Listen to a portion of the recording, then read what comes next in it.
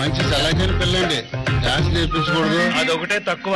భలేవారే, ఇలాగే ఉంటే మా బామ్మర్తి గారి అమ్మకి నాట్యం నేర్పి తీసుకెళ్ళి. మా అమ్మాయి ఇప్పుడు ఎంత సంపాదించో తెలుసా నీకు? ఎంత? రూపాయే. నమస్కారం అండి, నా పేరు వెంకటరామయ్య చౌదరి. మా అమ్మాయి సావిత్రి. ఇది మా అమ్మాయి సావిత్రి. మా అమ్మాయికి నాట్యం అంటే పిచ్చి. నాకేం లేదు. అందరి ముందు నా పరువు తీసింది. ఏ హరికథలు చెప్పుకునే వాడికి పుట్టింది కదా, ఆ మాత్రం చేయలేదా?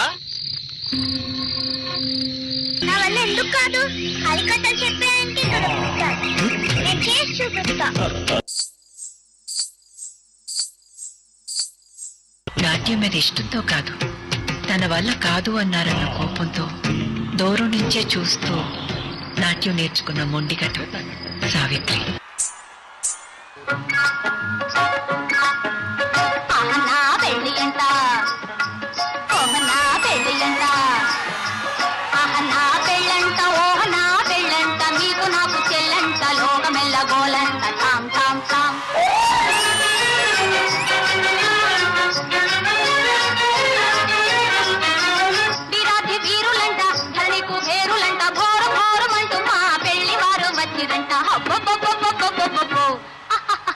నవ్వింది చాలే అమ్మాయి. 2 కళ్ళ నుంచి కాదు సావిత్రి, 1 కంటి నుంచి మాత్రమే కన్నీళ్లు రావాలి, గ్లిజరిన్ లేకుండా. చాలా టేక్స్ అవుతాయి, రేపు చేసుకుందాం. ఒకే టేక్ లో చేసేద్దాం. ఎన్ని కన్నీటి పొట్లు? ఎన్నంటే అన్నొస్తాయా? సరే, 2. రెడీనా? Sound, camera, action.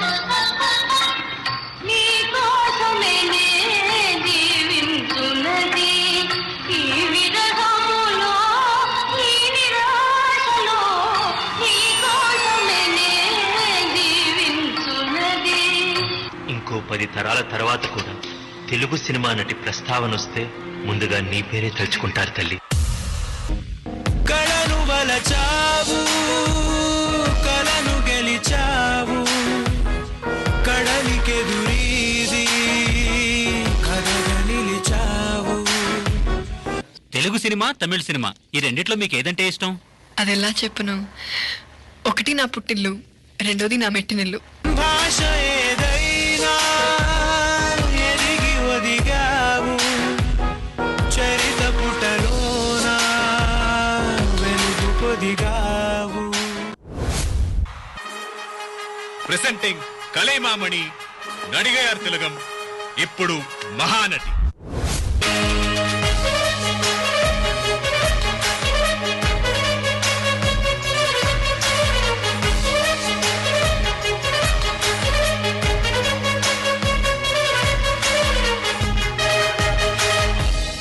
నవ్వింది చాలే అమ్మాయి, ఇప్పుడు నువ్వు మాయా శశిరేఖ.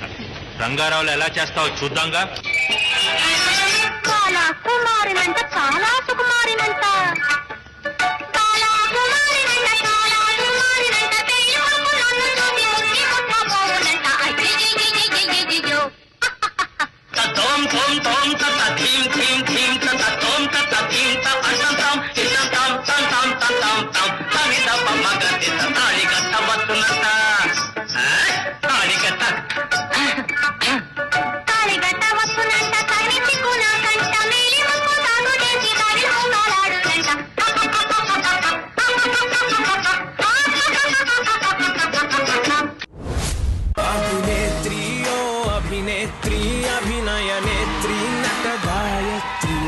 మనసారా నిన్ను కీర్తించి పులకించినది ఈ జనధాత్రి.